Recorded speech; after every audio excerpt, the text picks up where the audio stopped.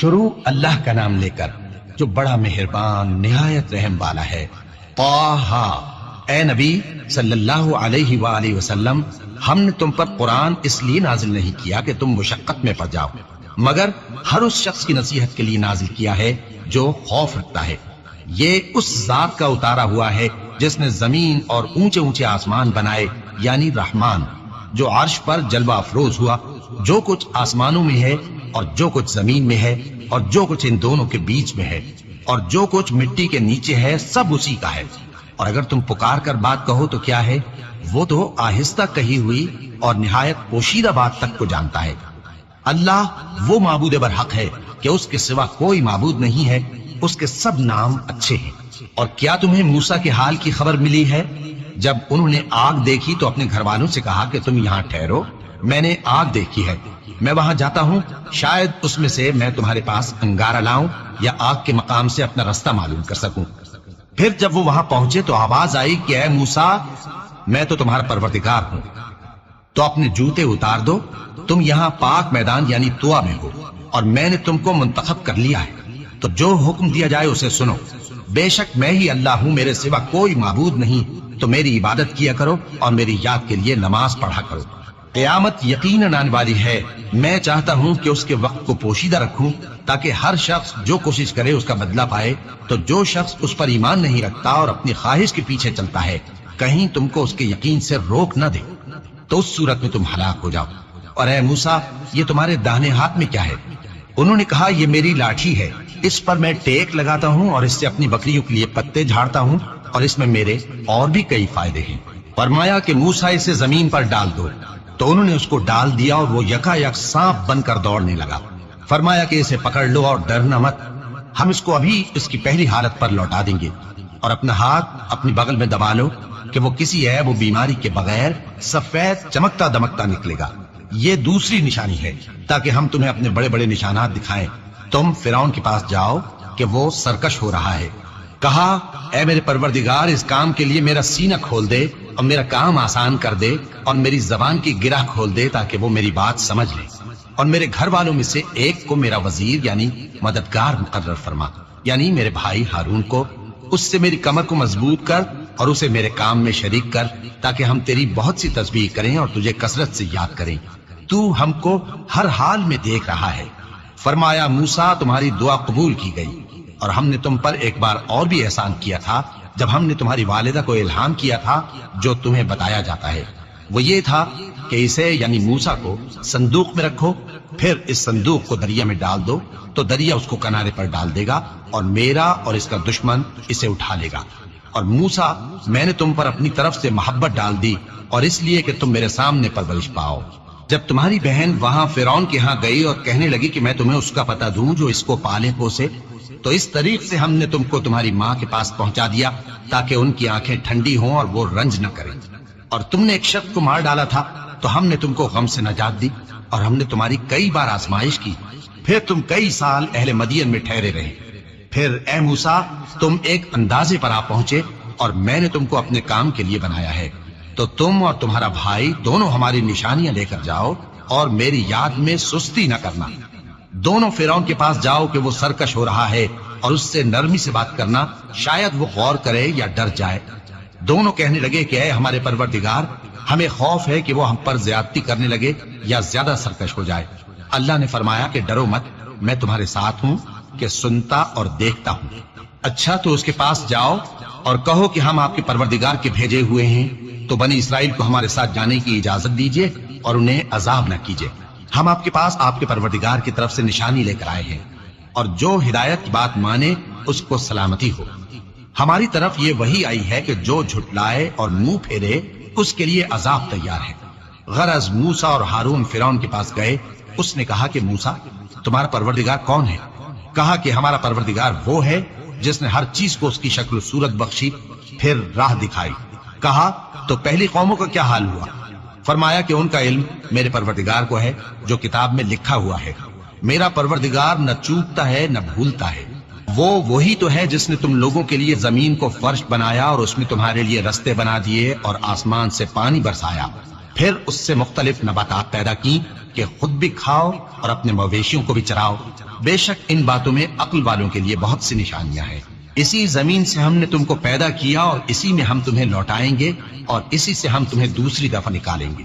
اور ہم نے فرعون کو اپنی سب نشانیاں دکھائیں مگر وہ تکذیب اور انکار ہی کرتا رہا۔ کہنے لگا کہ موسیٰ، کیا تم ہمارے پاس اس لیے آئے ہو کہ اپنے جادو کے زور سے ہمیں ہمارے ملک سے نکال دو؟ تو ہم بھی تمہارے مقابل ایسا ہی جادو لائیں گے، تو ہمارے اور اپنے درمیان ایک وقت مقرر کر لو کہ نہ تو ہم اس کے خلاف کر رہے ہیں اور نہ تم، اور یہ مقابلہ ایک ہموار میدان میں ہوگا۔ موسیٰ نے کہا کہ آپ کے لیے یوم زینت کا وعدہ ہے اور یہ کہ لوگ اس روز دن چڑھے اکٹھے ہو جائیں۔ تو فرعون لوٹ گیا اور اپنے سامان جمع کر کے پھر آیا۔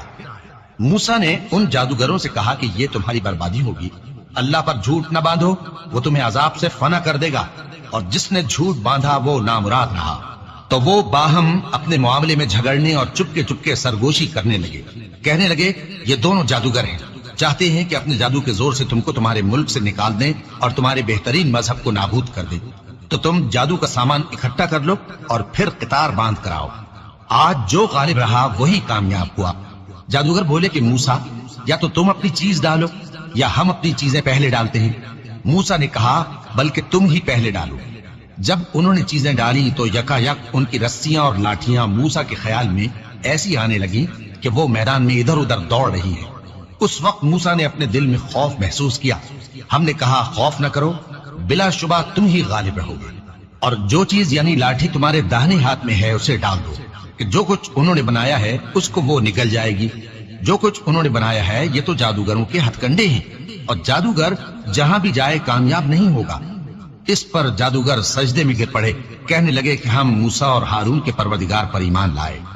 فرعون بولا کہ پیشتر اس کے کہ میں تمہیں اجازت دوں تم اس پر ایمان لے آئے، بے شک یہ تمہارا بڑا یعنی استاد ہے جس نے تم کو جادو سکھایا ہے، سو میں تمہارے ہاتھ اور پاؤں مخالف سمت سے کٹوا دوں گا اور تم کو کھجوروں کے تنوں پر سولی چڑھوا دوں گا، اور تم کو معلوم ہوگا کہ ہم میں سے کس کا عذاب زیادہ سخت اور دیر تک رہنے والا ہے۔ انہوں نے کہا کہ جو دلائل ہمارے پاس آ گئے ہیں ان پر اور جس نے ہم کو پیدا کیا ہے اس پر ہم آپ کو ہرگز ترجیح نہیں دیں گے، تو آپ کو جو حکم دینا ہو دے دیجئے، اور آپ جو حکم دے سکتے ہیں وہ صرف اسی دنیا کی زندگی میں دے سکتے ہیں۔ ہم تو اپنے پروردگار پر ایمان لے آئے تاکہ وہ ہمارے گناہوں کو معاف کرے، اور اسے بھی جو آپ نے ہم سے زبردستی جادو کرایا، اور اللہ سب سے اچھا ہے اور ہمیشہ باقی رہنے والا ہے۔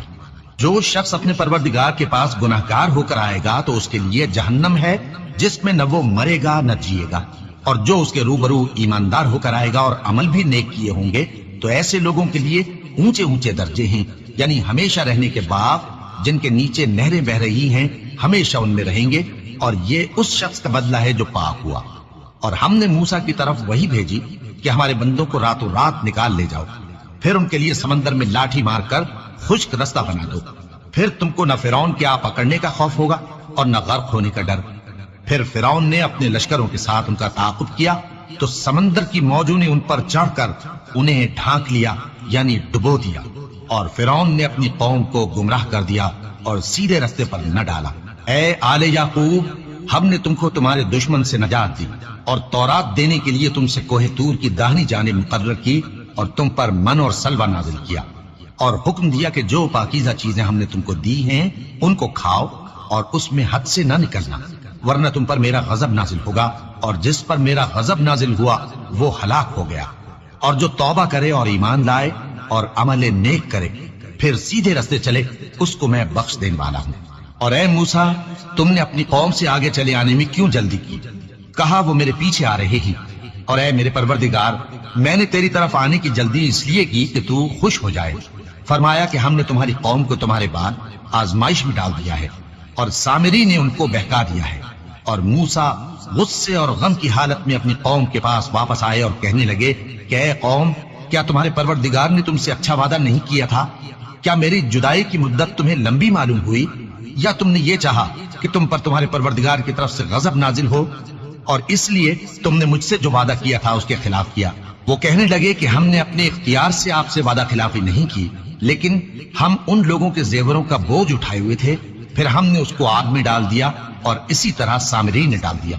تو اس نے ان کے لیے ایک بچڑا بنا دیا، یعنی ایک بے جان جسم جس میں گائے کسی آواز تھی۔ تو لوگ کہنے لگے کہ یہی تمہارا معبود ہے اور یہی موسیٰ کا معبود ہے، مگر وہ بھول گئے ہیں۔ تو کیا یہ لوگ نہیں دیکھتے کہ وہ ان کی کسی بات کا جواب نہیں دیتا اور نہ ان کے نقصان اور نفع کا کچھ اختیار رکھتا ہے؟ اور ہارون نے ان سے پہلے ہی کہہ دیا تھا کہ لوگوں، اس کے ذریعے تمہیں فتنے میں ڈال دیا گیا ہے، اور تمہارا پروردگار تو رحمان ہی ہے، تو میری پیروی کرو اور میرا کہا مانو۔ وہ کہنے لگے کہ جب تک موسیٰ ہمارے پاس واپس نہ آئے ہم تو اس کی پوجا پر قائم رہیں گے۔ پھر موسیٰ نے ہارون سے کہا کہ اے ہارون، جب تم نے ان کو دیکھا تھا کہ گمراہ ہو گئے ہیں تو تم کو کس چیز نے روکا تھا؟ یعنی اس بات سے کہ تم میرے پیچھے چلے آؤ، بھلا تم نے میرے حکم کے خلاف کیوں کیا؟ کہنے لگے کہ اے ماں جائے، میری داڑھی اور سر کے بالوں کو نہ پکڑیے، میں تو اس سے ڈرا کہ آپ یہ نہ کہیں کہ تم نے بنی اسرائیل میں تفرقہ ڈال دیا اور میری بات کو ملحوظ نہ رکھا۔ موسیٰ نے فرمایا تو اے سامری، تیرا کیا حال ہے؟ اس نے کہا کہ میں نے ایسی چیز دیکھی جو اوروں نے نہیں دیکھی، تو میں نے فرشتے کے نقش پا سے مٹی کی ایک مٹھی بھر لی، پھر اس کو بچڑے کے جسم میں ڈال دیا اور مجھے میرے جی نے اس کام کو اچھا بتایا۔ موسیٰ نے کہا جا، تجھ کو دنیا کی زندگی میں یہ سزا ہے کہ کہتا رہے کہ مجھ کو ہاتھ نہ لگانا، اور تیرے لیے ایک اور وعدہ ہے، یعنی عذاب کا جو تجھ سے ٹل نہ سکے گا، اور جس معبود کی پوجا پر تو جمع ہوا تھا اس کو دیکھ، ہم اسے جلا دیں گے، پھر اس کی راکھ کو اڑا کر دریا میں بکھیر دیں گے۔ تمہارا معبود تو اللہ ہی ہے، جس کے سوا کوئی معبود نہیں، اس کا علم ہر چیز پر محیط ہے۔ اس طرح ہم تم سے وہ حالات بیان کرتے ہیں جو گزر چکے ہیں، اور ہم نے تمہیں اپنے پاس سے نصیحت کی کتاب عطا فرمائی ہے۔ جو شخص اس سے منہ پھیرے گا وہ قیامت کے دن گناہ کا بوجھ اٹھائے گا۔ ایسے لوگ ہمیشہ اس عذاب میں مبتلا رہیں گے، اور یہ بوجھ قیامت کے روز ان کے لیے برا ہوگا۔ جس روز سور پھونکا جائے گا اور ہم گناہگاروں کو یوں اکٹھا کریں گے کہ ان کی آنکھیں نیلی نیلی ہوں گی، تو وہ آپس میں آہستہ آہستہ کہیں گے کہ تم دنیا میں صرف 10 ہی دن رہے ہو۔ جو باتیں یہ کریں گے ہم خوب جانتے ہیں۔ اس وقت ان میں سب سے اچھی راہ والا یعنی عاقل و ہوشمند کہے گا کہ نہیں، بلکہ صرف ایک ہی روز ٹھہرے ہو۔ اور اے نبی صلی اللہ علیہ وآلہ وسلم، لوگ تم سے پہاڑوں کے بارے میں دریافت کرتے ہیں، کہہ دو کہ میرا رب ان کو راکھ بنا کر بکھیر دے گا، پھر زمین کو ہموار میدان کر چھوڑے گا جس میں تم کوئی نشیب و فراز نہ دیکھو گے۔ اس روز لوگ پکارنے والے کے پیچھے چلیں گے اور اس کی پیروی سے انحراف نہ کر سکیں گے، اور رحمان کے سامنے آوازیں پست ہو جائیں گی، تو تم ایک ہلکی آواز کے سوا کوئی آواز نہ سنو گے۔ اس روز کسی کی سفارش کچھ فائدہ نہ دے گی مگر اس شخص کی جسے رحمان اجازت دے اور اس کی بات کو پسند فرمائے۔ جو کچھ ان کے آگے ہے اور جو کچھ ان کے پیچھے ہے وہ اس کو جانتا ہے، اور وہ اپنے علم سے اللہ کے علم کا احاطہ نہیں کر سکتے۔ اور اس زندہ و قائم کے روبرو منہ لٹک جائیں گے، اور جس نے ظلم کا بوجھ اٹھایا وہ نامراد رہا، اور جو نیک کام کرے گا اور مومن بھی ہوگا تو اس کو نہ ظلم کا خوف ہوگا اور نہ نقصان کا۔ اور ہم نے اس کو اسی طرح کا قرآن عربی نازل کیا ہے، اور اس میں طرح طرح کے ڈراوے بیان کر دیے ہیں تاکہ لوگ پرہیزگار بنیں یا اللہ ان کے لیے نصیحت پیدا کر دے۔ تو اللہ جو سچا بادشاہ ہے، عالی قدر ہے، اور قرآن کی وحی جو تمہاری طرف بھیجی جاتی ہے اس کے پورا ہونے سے پہلے قرآن کے پڑھنے میں جلدی نہ کیا کرو، اور دعا کرو کہ میرے پروردگار مجھے اور زیادہ علم دے۔ اور ہم نے پہلے آدم سے عہد لیا تھا مگر وہ اسے بھول گئے، اور ہم نے ان میں ارادے کی پختگی نہ پائی۔ اور جب ہم نے فرشتوں سے کہا کہ آدم کے آگے سجدہ کرو تو سب سجدے میں گر پڑے مگر ابلیس نے انکار کیا۔ اس پر ہم نے فرمایا کہ آدم، یہ تمہارا اور تمہاری بیوی کا دشمن ہے، تو یہ کہیں تم دونوں کو بہشت سے نہ نکلوا دے، پھر تم تکلیف میں پڑ جاؤ۔ یہاں تم کو یہ آسائش ہے کہ نہ بھوکے رہو نہ ننگے، اور یہ کہ نہ پیاسے رہو اور نہ دھوپ کھاؤ۔ پھر شیطان نے ان کے دل میں وسوسہ ڈالا اور کہا کہ آدم، بھلا میں تم کو ایسا درخت بتاؤں جو ہمیشہ کی زندگی کا باعث ہو اور ایسی بادشاہت کہ کبھی زائل نہ ہو؟ تو دونوں نے اس درخت کا پھل کھا لیا تو ان پر ان کی شرم گاہیں ظاہر ہو گئیں، اور وہ اپنے اوپر بہشت کے پتے چپکانے لگے۔ اور آدم نے اپنے پروردگار کے حکم کے خلاف کیا تو وہ اپنے مقصد سے بے راہ ہو گئے۔